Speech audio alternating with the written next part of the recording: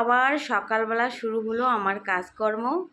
Good morning বন্ধুরা, কেমন আছো সবাই? আশা করি ভালো আছো, সুস্থ আছো। আজকে আরেকটি ছোট্ট ব্লগে তোমাদেরকে অনেক অনেক স্বাগত আর ভালোবাসা। তো আজকে আবার সেই প্রতিদিনের মতো সকালবেলা ঘুম থেকে উঠেছি 5:30টায়, উঠে সংসারের কিছু বাসি কাজকর্ম সারলাম, তারপরে চলে এসেছি রান্নাঘরে। তো রান্নাঘরে দেখো গরম গরম ভাত করলাম, তারপরে করলাম বড়া আর একটু কচু কেটে নিয়েছি, একদম ঝিরিঝিরি করে কচু কেটে নিয়ে কচুটা ভাজা করলাম। তারপরে দেখো এই যে গরম গরম ভাতটা বেড়ে নিয়ে অল্প একটু লবণ দিয়ে কচু ভাজা দিয়ে ভালো করে মেখে নিচ্ছি। আর এই মাখা ভাতটা এখন আমি টিফিনের মধ্যে ভরিয়ে ছেলেকে দিয়ে দেবো স্কুলের জন্য। তো সকালবেলা ওদিকে আবার বানিয়েছি ডালিয়ার একটু খিচুড়ি।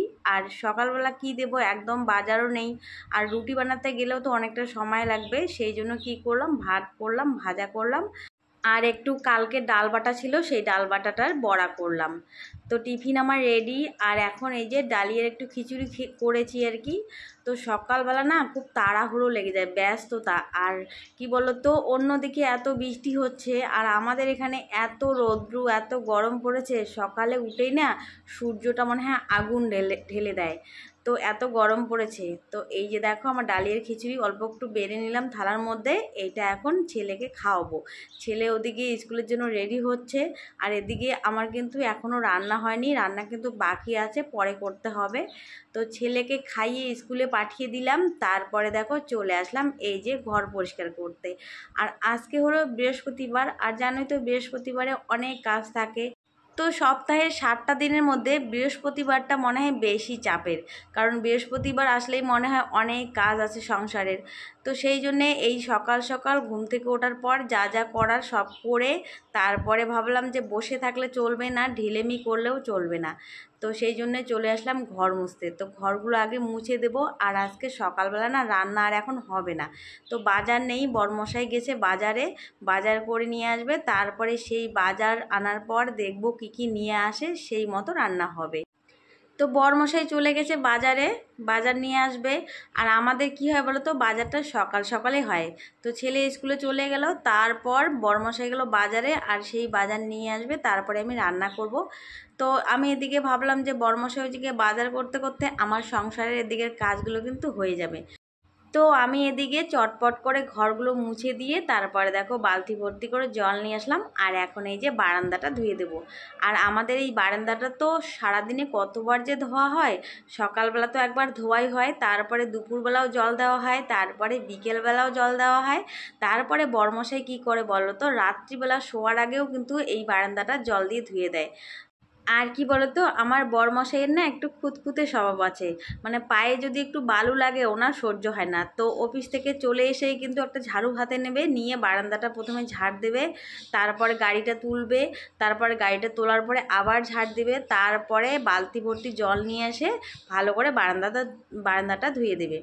তো এই যে আমি স্নান করে আসলাম, তো এখন যাব ঠাকুর ঘরে। আর আজকে বৃহস্পতিবার, ঘর দিতে হবে, লক্ষ্মীর ঘট বসাতে হবে, আর লক্ষ্মী পুজো করতে একটু সময়ও লাগে। তো যাই হোক, এই যে বাসনপত্রগুলো বের করে নিলাম। আর দেখো ঠাকুরের বাসনপত্র মাজতেও কিন্তু অনেকটা সময় লাগে। তো দেখো আমরা কিন্তু প্রতিদিন দুটো সংসারের কাজ করি। দেখো একটা তো আমাদের সংসার আছে, রান্না বাড়ি, ঘরদোর ঝাড় দেওয়া, মোছা, তারপরে দেখো ঠাকুরের যে কাজকর্ম, সেটাও কিন্তু একটা সংসার। তোমরা যদি ভালো করে যদি কাজ করো, ঠাকুর পুজো করো, তাহলে কিন্তু দেখবে আমাদের এদিকে সংসারের কাজগুলো করতে যতটা সময় লাগে, ঠিক ঠাকুর ঘরেও কিন্তু ততটাই সময় লাগে।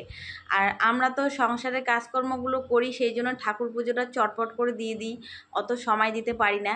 কিন্তু দেখো ঠাকুর পুজো করতেও গেলেও কিন্তু অনেকটা সময় লাগে, ঠিক মতো যদি আমরা গুছিয়ে সাজিয়ে ঠাকুর পুজো দিই তাহলে কিন্তু অনেকটা সময় লাগে। সেই জন্য বললাম যে আমাদের কিন্তু দুটো সংসার। তো বন্ধুরা ভিডিওটা দেখতে থাকো, আমি এখন পুজোটা তাড়াতাড়ি করে সেরে ফেলি।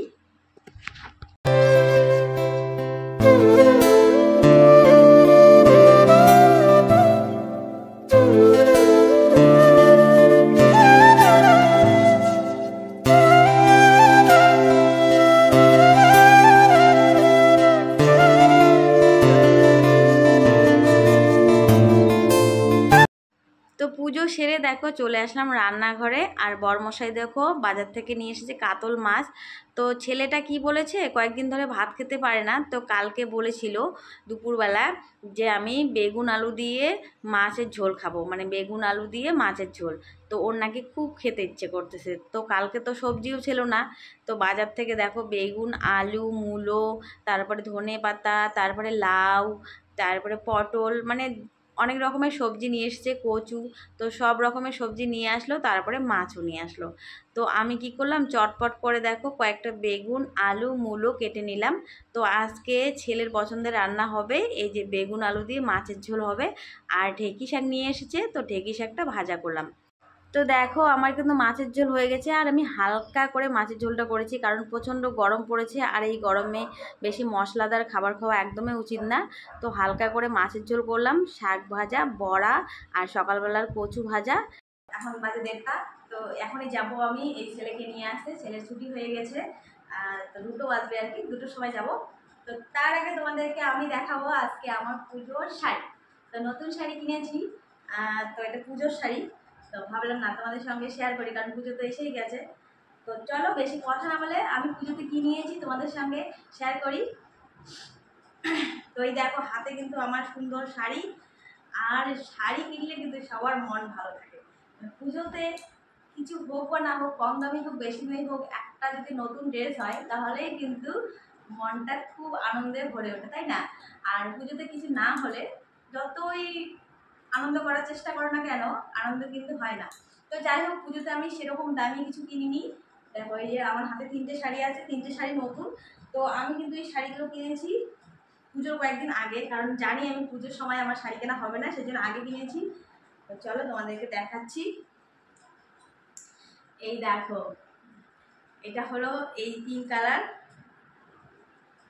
আর এরকম বর্ডার আছে দেখো। তো শাড়িটা কিন্তু খুব সুন্দর, ভালো করে খুলে দেখাচ্ছি দেখো। আর শাড়িটা কেমন লাগতেছে, আর আমাকে পরে কেমন লাগতেছে তোমরা একটু কমেন্ট করে জানিয়ে দাও শাড়িটা আমার কেমন হয়েছে। দেখো এই শাড়িটা নিয়েছি আমি বাড়িতেই নিয়েছি, এগুলো দোকানে গিয়ে নিয়ে নিই, বাড়িতেই নিয়েছি। বাড়িতে একজন শাড়ি বিক্রি করে আমাদের পাশেই, সেখান থেকে আমি নিয়েছি। আর শাড়ি দুটো খুব সুন্দর, এটা একদম পিঙ্ক কালার। তো এই হলো একটা। তো কোন শাড়িটা বেশি ভালো তোমরা কিন্তু কমেন্ট করে জানাবে। আর একটা নিচে দেখো এই যে একদম আকাশি কালার, আর এরকম কালারের শাড়ি আমার একদমই নেই। দেখো পুরো শাড়িটা এরকম, আর বর্ডারটা তো আরো সুন্দর, কি বলবো, আর আঁচলটা তো লাল। আর আমি এগুলো ব্লাউজ বানাতে দিয়েছি। এই দেখো আঁচলাটা লাল হবে, আর এই যে পুরো বডিটা হবে এরকম।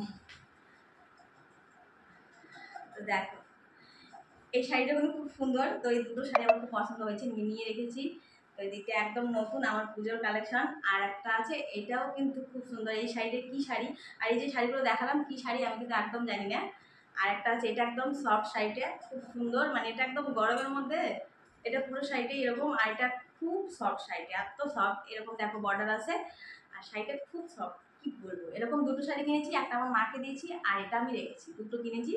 তো খুব সুন্দর, এত গরমের মধ্যে কিন্তু এরকম শাড়ি পরে আরাম। তো বেশি পুজোতে যদি গরম থাকে তাহলে আমি এই শাড়িটাই পরবো। তো এই শাড়িটা খুব সুন্দর। তো এই হলো আমার পুজোর শাড়ির কালেকশন, মানে এবার পুজোর আর কি। তো এবার পুজোর আমি এই 3টে শাড়ি আমার নতুন, সুন্দর 3টে শাড়ি, আর আমার খুব পছন্দ হয়েছে। আর কোনটা শাড়ি বেশি ভালো লাগলো তোমরা কিন্তু অবশ্যই কমেন্ট করে জানাবে, কোন দুটো শাড়ি বেশি সুন্দর, এই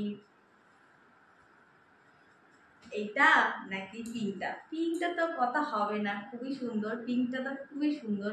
আর পিঙ্কটা পরলে না একদম কি বলবো, দেখো পিঙ্কটা গায়ে দেওয়ার সাথে সাথে কিন্তু একটা মুখের মধ্যে জেল্লা চলে এসেছে, তাই না?